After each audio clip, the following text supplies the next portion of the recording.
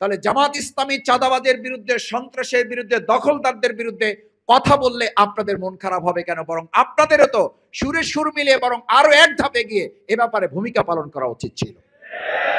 আমরা তো আপনাদের নাম ধরেও কথা বলি না, একসাথে কাজ করেছি মঞ্চে, একসাথে জেলখানায় থেকেছি, একসাথে জেলখানায় দিনের পর দিন খাওয়া দাওয়া করেছি। আমরা আপনাদেরকে দাওয়াত দিয়েছি, আপনারা আমাদেরকে দাওয়াত দিয়েছেন। রিমান্ডে আমার খাবার আপনারা খেয়েছেন, আপনাদের খাবার আমরা খেয়েছি। এখন তাদের বিরুদ্ধে কথা বলাটা তো সৌজন্যতারও খেলাপ। কিন্তু যখন আমরা পত্রিকায় আজকেও সোশ্যাল মিডিয়ায় দেখতে পাই আপনার দলের নিজের কর্মকাণ্ডের কারণে আপনার দলের লোকেরা ইস্তফা দিয়ে পদত্যাগ করে তারা নিজেদেরকে সেখান থেকে সরিয়ে নিচ্ছে, আমার বোধে আপনাদের নিজেদের আত্মসমালোচনা করে আপনাদেরও সিদ্ধান্ত নেওয়া উচিত, হয় দল ঠিক করেন, না হলে দলীয় কর্মীদের তার নিজ নিজ জায়গায় ভূমিকা পালন করার পরিবেশ আপনারা তৈরি করে দেওয়ার সুযোগ করে দেন। আপনারা ইতিমধ্যে জেনেছেন এবং প্রস্তুতি গ্রহণ করছেন, আগামী 19শে জুলাই শনিবার দুপুর 2টায় ঐতিহাসিক সোহরাওয়ার্দী উদ্যানে বাংলাদেশ জামাত ইসলামী 7 দফা দাবি বাস্তবায়নের জন্য যে জাতীয় সমাবেশের আয়োজন করেছে, সেই জাতীয় সমাবেশে আপনাদের পক্ষ থেকে সর্বোচ্চ উপস্থিতি নিশ্চিত করার মধ্য দিয়ে, কার্যকর পদক্ষেপ গ্রহণ করার মধ্য দিয়ে আমরা সোহরাওয়ার্দী উদ্যানের প্রোগ্রাম মূলত ঢাকা মহানগরীর একটি জনসমুদ্রে পরিণত করতে চাই ইনশাআল্লাহ। আমরা সংস্কারের কথা বলেছি, কারণ এই সংস্কার সাধন করে না নির্বাচন দিলে আমাদের বাংলাদেশের বর্তমান রাজনৈতিক প্রেক্ষাপট সামনে রেখে একথা আমরা নিশ্চিত করে বলতে পারি, একটা অবাধ, সুষ্ঠু, নিরপেক্ষ নির্বাচন শুধুমাত্র মুখের কথায় সুইচ টিপে বাস্তবে অর্জন করা অসম্ভব শুধু নয়, এটা অবাস্তব একটি ব্যাপার। সেক্ষেত্রে সংস্কার শুধুমাত্র রাজনৈতিক সংস্কার ঐক্যমত কমিশনে করলে হবে না। বাংলাদেশ জামাত ইসলামী মনে করে বর্তমান বিরাজমান যে সকল আন্দোলন সংগ্রামে আমরা একসাথে, বৈষম্য বিরোধী আন্দোলন বিগত 15.5 বছর, 16 বছর, 17 বছর আমরা এক পথে, একসাথে, এক রাস্তায়, এক মঞ্চে আন্দোলন করেছি, জেল জুলুম নির্যাতনের শিকার হয়েছি। সেই আন্দোলন সংগ্রামের সাথী যারা রাজনৈতিক দল পরিচালনা করছেন, যারা তাদের রাজনৈতিক দলগুলোর মধ্যে সংস্কার সাধন না করলে আমরা আগামী দিনে শুধু প্রশাসন কিংবা শুধুমাত্র অন্তর্বর্তীকালীন সরকারের উপর নির্ভর করে একটি অবাধ, সুষ্ঠু, গ্রহণযোগ্য নির্বাচন অনুষ্ঠান করা সম্ভব হবে না। আমরা ইতিমধ্যে লক্ষ্য করেছি রাজনৈতিক দলগুলো নিজেদের মধ্যে সংস্কার সাধন করতে না পারার ব্যর্থতায় আজকে আমাদের হত্যাকাণ্ড বন্ধ করা যাচ্ছে না। রাজনৈতিক দলগুলোর মধ্যে সংস্কার সাধন করার ব্যর্থতার ফসল হিসেবেই আজকে নিজ দলের কর্মীদের দ্বারা প্রায় 2 শতাধিকের কাছাকাছি লোকদেরকে নিজেদের দলের লোকেরা নিজেরা হত্যা করতে বাধ্য হয়েছে। এরকম একটা চিত্র সামনে রাখলে এটা বোঝা যায় নির্বাচনের পরিস্থিতি যতটা আরো কাছে আসবে তত এই পরিস্থিতি আরো খারাপের দিকে যাবে। সেজন্য যারা নির্বাচনের জন্য তড়িঘড়ি করছেন, বাংলাদেশ জামাত ইসলামী স্পষ্ট করে বলতে চায়, যখন ডিসেম্বর থেকে জুনের মধ্যে নির্বাচনের রোডম্যাপ প্রধান উপদেষ্টার পক্ষ থেকে ঘোষণা করা হয়েছে, তারপর থেকে জামাত ইসলামের সম্মানিত আমিরে জামাত ডক্টর শফিকুর রহমান এবং জামাতের নেতৃবৃন্দ আমরা সবসময় বলে এসেছি, এই রোডম্যাপের প্রতি আস্থা রেখে জামাত ইসলামী তার কার্যক্রম পরিচালনা করেছে। কিন্তু আমরা কোনো জায়গায় কথা শুনতে পাই জামাত ইসলামী তার বক্তব্যের মধ্যে কখন কোনটা বলে এটা নাকি তারা বুঝতে পারেন না। আমরা বিস্মিত হই, বরং আপনারা যে ভূমিকা পালন করছেন সেই ভূমিকা পালনটা এই দেশের জনগণ বুঝতে পারেন না, যে আপনারা বিচার সংস্কার চান, নির্বাচন চান, নাকি বাংলাদেশের সুষ্ঠু, নিরপেক্ষ, অবাধ এবং অংশগ্রহণমূলক একটা নির্বাচনের জন্য লেভেল প্লেইং ফিল্ড দরকার। আপনারা সেই ক্ষেত্রে আদৌ কোনো ভূমিকা পালন করছেন কিনা জনগণ সেটা বুঝতে পারছে না। আপনাদের ভূমিকায় তা পরিষ্কার হচ্ছে না, আপনাদের বক্তব্যের মাধ্যমে তা পরিষ্কার হচ্ছে না। যদি তাই হয় তাহলে জামাত ইসলামী চাঁদাবাজের বিরুদ্ধে, সন্ত্রাসের বিরুদ্ধে, দখলদারদের বিরুদ্ধে কথা বললে আপনাদের মন খারাপ হবে কেন? বরং আপনাদেরও তো সুরে সুর মিলিয়ে বরং আরো এক ধাপে গিয়ে এ ব্যাপারে ভূমিকা পালন করা উচিত ছিল। তা করতে না পারা প্রমাণ করে আপনারা শুধু একটা নির্বাচনই চান, যে নির্বাচনটা বিগত 17 বছরের নির্বাচনের সাথে তেমন কোনো পার্থক্য রচিত হবে না। সম্মানিত ভাই এবং বন্ধুগণ, সেজন্য লেভেল প্লেইং ফিল্ডের জন্য জাতীয় সমাবেশে বাংলাদেশ জামাত ইসলামী তার দাবি রেখেছে। জামাত ইসলামী দাবি রেখেছে পিআর পদ্ধতির ব্যাপারে, প্রপোর্শনাল রিপ্রেজেন্টেশন।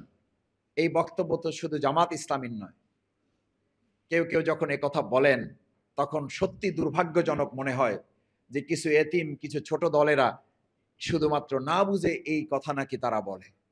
আমি মাঝে মধ্যে বলি যে এতিম দলেরা, ছোট দলেরা যদি এই কথা বলে তো আপনার অসুবিধা কি? আপনি তো বড় দল, আপনি তো এতিমদের অভিভাবকের দল, তো আপনি তো এটা মেনে নেওয়া উচিত, কারণ আপনি তো মানুষের সব ভোট পেয়ে যাবেন। তাহলে তো আপনার প্রথম এই দাবি মেনে নেওয়া উচিত ছিল। আপনি এই দাবি মানেন না, মানে আপনি অন্তরে অন্তরে ভালোভাবে জানেন যে ইতিমধ্যে 5ই আগস্টের পর এক এক দিন আপনার ভূমিধস ভোটার ইতিমধ্যে মানুষের কাছ থেকে আপনি আস্থা হারিয়ে ফেলেছেন। জনগণের প্রতি আস্থা থাকলে সে প্রপোর্শনাল রিপ্রেজেন্টেশন পদ্ধতি মানতে তার কোনো আপত্তি থাকার কথা না। যারা জনগণের আস্থা, ভোটে আস্থা রাখেন না, যারা এখনো মনে করেন ভোট কেন্দ্র দখল করা যায়, যারা এখনো মনে করেন জাল ভোট দেওয়া যাবে, যারা এখনো মনে করেন ভোট ডাকাতি করা যাবে, তারাই শুধুমাত্র প্রফেশনাল রিপ্রেজেন্টেশন পদ্ধতি মেনে নিতে আপত্তি করে আপনারা অন্য অন্য দলগুলোকে যে তুচ্ছ তাচ্ছিল্য করছেন, এর জবাব রাজনৈতিক দলগুলো দেবে না। এর জবাব আগামী দিনে সুষ্ঠু নিরপেক্ষ নির্বাচনের মাধ্যমে জনগণ আপনাদেরকে উচিত জবাব দিবে। কারা এতিম তা প্রমাণিত হবে, কে ছোট দল কে বড় দল তা জনগণ তাদের সিদ্ধান্তের মাধ্যমে প্রমাণ করবে।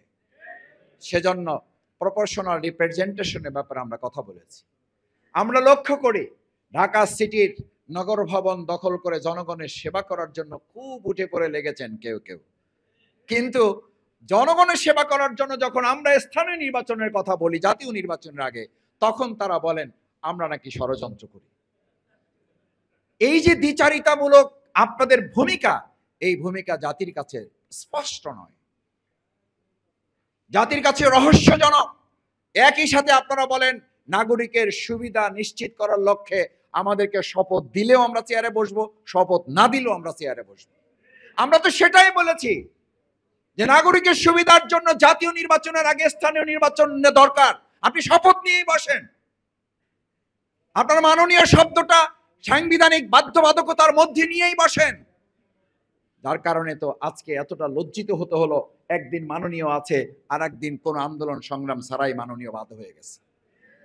এই জন্য তো জামাত ইসলামী আন্দোলন করে নাই, আমাদের তো আন্দোলনে ডাক দিতে হয় নাই, মাননীয় বাদ দেন। আমরা তো একদিনের জন্য এই কথা বলি নাই। আপনারা নিজেরাই নিজেদের ভুল বুঝতে পেরেছেন। আমরা অপেক্ষা করছি আর কিছুদিন গেলে বাকি ভুলটাও বুঝতে পারবেন এবং পিআর পদ্ধতি সহ জামাত ইসলামীর এই জনগণের দাবিগুলোর সাথে আপনারা একমত হয়তো হয়েও যাবেন। সংগ্রামী ভাই এবং বন্ধুগণ, সেজন্য আগামী 19শে জুলাইয়ের ঐতিহাসিক জাতীয় সমাবেশ বাস্তবায়ন, এটি শুধুমাত্র একটি সমাবেশের নাম নয়, এটি অনেকগুলো গুরুত্বপূর্ণ জাতীয় ইস্যু বাস্তবায়নের জন্য জনগণকে সাথে করে নিয়ে আমরা বাংলাদেশের মানুষের কাছে জামাত ইসলামীর আমির ডাক্তার শফিকুর রহমানের পক্ষ থেকে একটা বার্তা আমরা মানুষের কাছে পৌঁছে দিতে চাই। সংগ্রামী ভাই এবং বন্ধুগণ, পেশাজীবী অঙ্গনে যারা আজ এই গুরুত্বপূর্ণ দায়িত্ব পালন করেন তাদেরকে আজকে এখানে আহ্বান জানানো হয়েছে মূলত এই কথা বলার জন্য যে আমরা বাংলাদেশ জামাত ইসলামী, আপনাদের নিশ্চয়ই মনে থাকার কথা 2024-এর জুলাই আগস্টের গণ অভ্যুত্থানের পর আমরা শুধু একবার রাস্তায় নেমেছি, সেটা হচ্ছে আওয়ামী লীগকে নিষিদ্ধ করার জন্য। আমরা আমাদের এটিএম আজহারুল ইসলাম ভাই 12-13 বছর যিনি জেলখানায় বন্দী, তাকে মুক্ত করার জন্য আমরা রাজপথে আন্দোলন কর্মসূচি ঘোষণা করি নাই। অন্তর্বর্তীকালীন সরকারের স্থিতিশীলতা, জনগণের কষ্ট দুর্ভোগ যেন না বাড়ে সেই জন্য আমরা আন্দোলন সংগ্রামে রাজপথে কোনো রকম কর্মসূচি আমরা দেই নাই। আমরা আমাদের নিবন্ধন ফিরে পাওয়ার জন্য কর্মসূচি দেই নাই, আমরা আমাদের প্রতীক ফিরে পাওয়ার জন্য কর্মসূচি দেই নাই, আমরা এই জন্যও কর্মসূচি দেই নাই জামাত ইসলামের বিরুদ্ধে হাজার হাজার মামলা দেওয়া আছে, এই মামলাগুলো প্রত্যাহার করতে হবে, এই জন্য আমরা কর্মসূচি দেই নাই। জামাত ইসলামী তার নিজের স্বার্থের জন্য, দলীয় এবং ব্যক্তি স্বার্থের জন্য আমরা এখনো রাজপথে গুরুত্বপূর্ণ বা উল্লেখ করার মতো কোনো কর্মসূচি দিয়ে দেশের পরিস্থিতিকে আমরা অন্য কোনো দিকে, অন্য কোনো খাতে আমরা পরিবর্তিত করতে চাই নাই। কিন্তু আগামী 19শে জুলাই জাতীয় সমাবেশের ডাক দেওয়া হয়েছে একটা ঐতিহাসিক প্রয়োজনে, জনগণের দাবি বাস্তবায়নের লক্ষ্যে। সেই জনগণের দাবি বাস্তবায়নের জন্য আমরা আজকে ঘোষণা করছি 19শে জুলাইয়ের প্রোগ্রাম মূলত জামাত ইসলামী ছাত্র শিবিরের প্রোগ্রাম নয়, এটি হচ্ছে গোটা বাংলাদেশের জনগণের দাবি আদায়ের একটা মুখ্যম এবং ঐতিহাসিক দাবি পূরণের জন্য এটা হচ্ছে জনগণের প্রোগ্রাম, জামাত ইসলামের প্রোগ্রাম নয়। আমরা এই কথা এই কারণে বলছি না যে আজকে পদত্যাগেরও হিড়িক আমরা শুনতেছি। যারা বলেন যে আপনারা ছাড়া আর কেউ নাই, যারা মনে করেন যে আপনারা চলে গেছেন ক্ষমতায়, আজকে আমরা তো আপনাদের কর্মকাণ্ডের কারণে আমরা কথা বলছি না, শুধু আমরা তো আপনাদের নাম ধরেও কথা বলি না, একসাথে কাজ করেছি মঞ্চে, একসাথে জেলখানায় থেকেছি, একসাথে জেলখানায় দিনের পর দিন খাওয়া দাওয়া করেছি। আমরা আপনাদেরকে দাওয়াত দিয়েছি, আপনারা আমাদেরকে দাওয়াত দিয়েছেন। রিমান্ডে আমার খাবার আপনারা খেয়েছেন, আপনাদের খাবার আমরা খেয়েছি। এখন তাদের বিরুদ্ধে কথা বলাটা তো সৌজন্যতারও খেলাপ।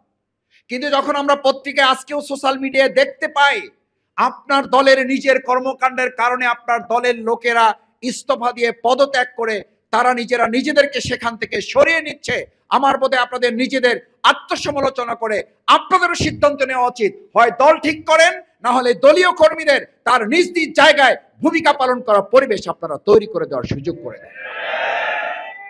এরকম পরিস্থিতি গতকাল এবং তার আগের 2-3 দিনের পরিস্থিতি তো আমরা দেখেছি। 2024 সালের জুলাই আগস্টের এই 29শে জুলাই, 30শে জুলাই, আগস্ট, 1 আগস্ট, 2রা আগস্ট, 3রা আগস্ট, ওই সময় আমরা দেখেছি কেউ দুধ দিয়ে গোসল করতেছেন, কেউ তওবা তিল্লা পরে ফিরে আসতেছেন, কেউ ফেসবুকে স্ট্যাটাস দিচ্ছেন। সেই একই চিত্র তো আমরা গত কয়েকদিন ধরে দেখতে পাচ্ছি। এই চিত্র প্রমাণ করে বাংলাদেশের জনগণ আর নতুন কোন ফ্যাসিস্টকে মাথাচাড়া উঠতে দিবে না এবং দেবে না। সুতরাং আর নতুন কোন স্বৈরাচার, নতুন কোন ফ্যাসিস্ট, নতুন কোন চাঁদাবাজ, নতুন কোন সন্ত্রাসবাদের দিকে এই বাংলাদেশ এগিয়ে যাবে, এটা দেশের মানুষ আর পছন্দ করে না। সম্মানিত ভাই এবং বন্ধুগণ, আসুন আমাদের এই সুন্দর বাংলাদেশকে একটি মানবিক বাংলাদেশ গড়ার যখন কার্যক্রম চলছে, তখন মিটফোর্ডের এই অমানবিক দৃশ্য আমাদের অমানবিক একটি বাংলাদেশ হিসাবে বিশ্বের দরবারে যারা তৈরি করেছেন, শুধুমাত্র জাতি হিসাবে, ব্যক্তি হিসাবে নয়, আজ গোটা বিশ্বে বাংলাদেশ আবার 2006 সালের 28শে অক্টোবর যেভাবে লজ্জিত হয়েছিল, গত 9 জুলাইয়ের ঘটনা আরেকবার বাংলাদেশকে আন্তর্জাতিক দরবারে একটা লজ্জিত বাংলাদেশে রূপান্তরিত করেছে। এর দায় যারা এর সাথে সম্পৃক্ত, এর দায় যারা রাজনীতির সাথে, রাজনৈতিক দলের সাথে সম্পৃক্ত, অবশ্যই ব্যক্তি এবং দল এই লজ্জিত বাংলাদেশের দায় থেকে আপনারা কোনোভাবে দায় এড়াতে পারেন না।